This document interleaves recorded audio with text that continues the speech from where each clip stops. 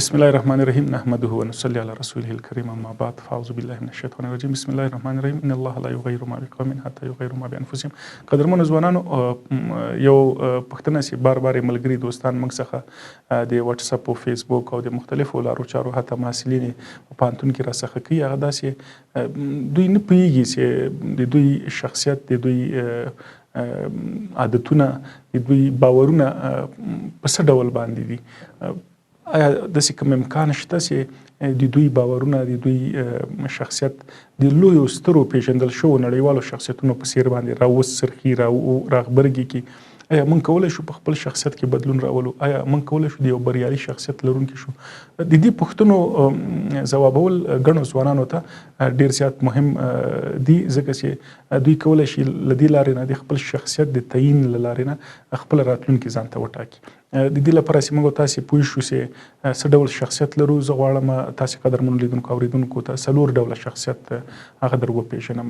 په نړۍ کې په ټولنه کې انسانان په 4 کټګوریو او په 4 باورونو په 4 شخصیتي عادتونو کې رابرسېره کیږي.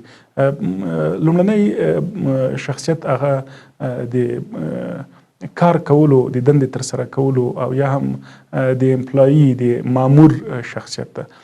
امپلایي شخصیتونه، مامورین شخصیتونه، دوی باور په دنده باندې، دوی باید ځان ته دنده پیدا کړي، دوی خپلې سیویانې جوړې کړي، هر چا ته زارۍ کوي تر څو دوی ته دنده ورکړي. کله چې دنده ورکړله دی بیا ډېر زیات احتیاط کوي له خپلې دندې سره. کوشش یې دی چې دنده له لاسه ورنه کړي، کوشش یې دی چې په همدې دنده کې تر همیشه او تر عمره پورې پاتې شي، تر څو یې تقاعد بیا ترلاسه کړي، تر څو د همدې دندې د معاش په سپما باندې ځان ته کور، ځان ته موټر، ځان ته خپل ژوند برابر کړي.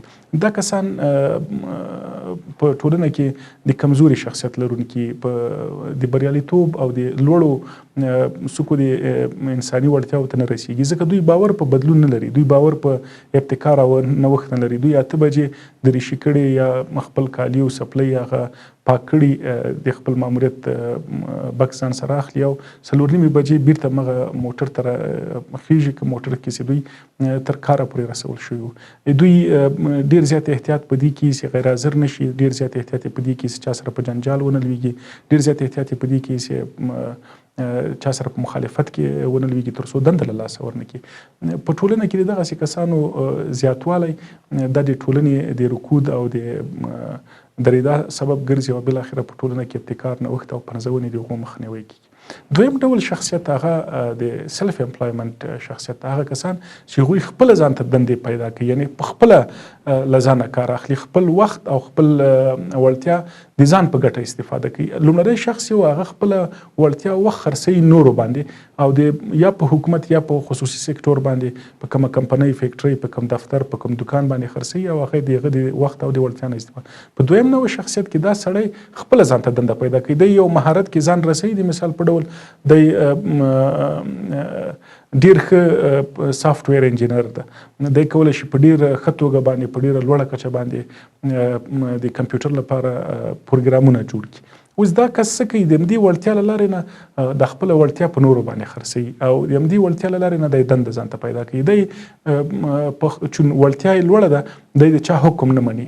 ګورئ چې د لسګونو کمپنیو سره په یو کال کې کار کوي، چا چې معمولي د کار مخ ډب کړله یا په ده باندې یو حکم وکړه، په ده یو امر وکړه، دی استعفا ورکوي او ترې نه وځي.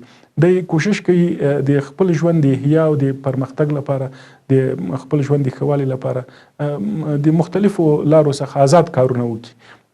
دی خپل دکان، خپل دفتر، خپل کلینیک لري او د مغه دفتر او کلینیک سره یې سر و کار ده.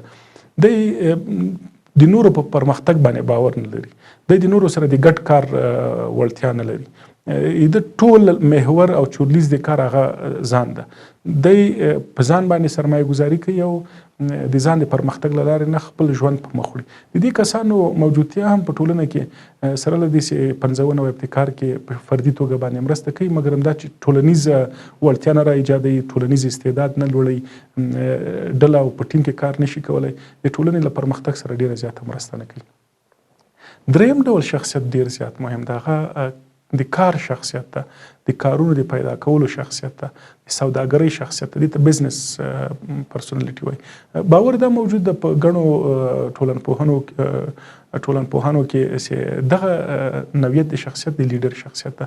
لیډران هغوی کارونه نورو ته ایجادوي، هغوی ټیم ورک ایجادوي، هغوی د ډلې لپاره کار کوي، هغوی نور په دندو باندې ګماري او د نورو سره مرسته کوي تر څو د اهدافو او موخو د ترلاسه کولو لپاره ګډ کار وکړي. دی په نورو کې وړتیاوې پنځوي، نور ستایي، د نورو سره ګډ کار کوي، نورو ته صلاحیتونه او مسؤلیتونه سپاري او بالاخره د ټولنې پر پورته کولو کې، د ټولنې په پیاوړي کولو کې، غښتلي کولو کې ډیره زیاته مرسته کوي. د دغسې شخصیتونو موجودتیا په ټولنه کې ډیره زیاته مهمه ده او د ټولنو د پرمختګ سبب ګرځي.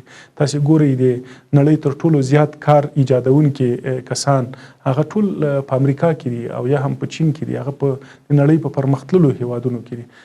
موږ که مارک زوکربرګ ګورو یا بیل ګیټس ګورو یا علی بابا، دا ټول هغه کسان دي چې ملتونه دولتونه یې ځان سره راوچت کړي دي. دوی نه یوازې د مشرتابه دنده ترسره کوي بلکې د ټولنې د وړتیاو د پرمختګ سبب ګرځي. له دې څخه هم اوچت یو بل شخصیت چې د لیډر سره په ټولنه کې او یا په شخصیتي لحاظ باندې مرسته کوي هغه د انویسټر شخصیت ته یا د پانګوال شخصیت ته. پانګوال دوی خپله کار نه کوي، دوی پانګونه کوي، دوی سره پیسې دي، دوی سره علم ده، پوهه ده، باورونه دي او دا باورونه دا پیسې په ټولنه کې ورځي. دا عقاید، دا باورونه د ټولنې د پرمختګ لپاره پانګونه کوي او بالاخره دی د دې پانګې تر شا درېږي، له همدې څخه دی ګټه کوي. تاسې به اورېدلي چې په د پانګوالۍ په مارکیټونو کې پانګوال شیر هولډري، تاسې ګورئ ګڼ پانګوال په ګڼو پرمختللو کمپنیو کې سهمي لري، دوی پکې ګډون لري، دوی پانګه پکې اچولي، خلک یې نه پیژني.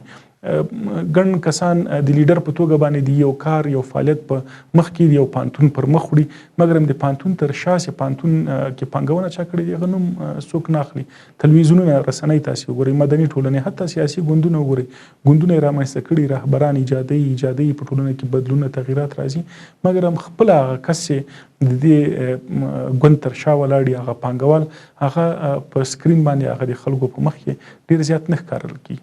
د دغسې شخصیتونو شتون هغه د ټولنې د بیخي راوچتېدا، د سیال کېدا او د نورې نړۍ سره د پرمختګ په برخه کې د رقابت وړتیا رامنځته کوي.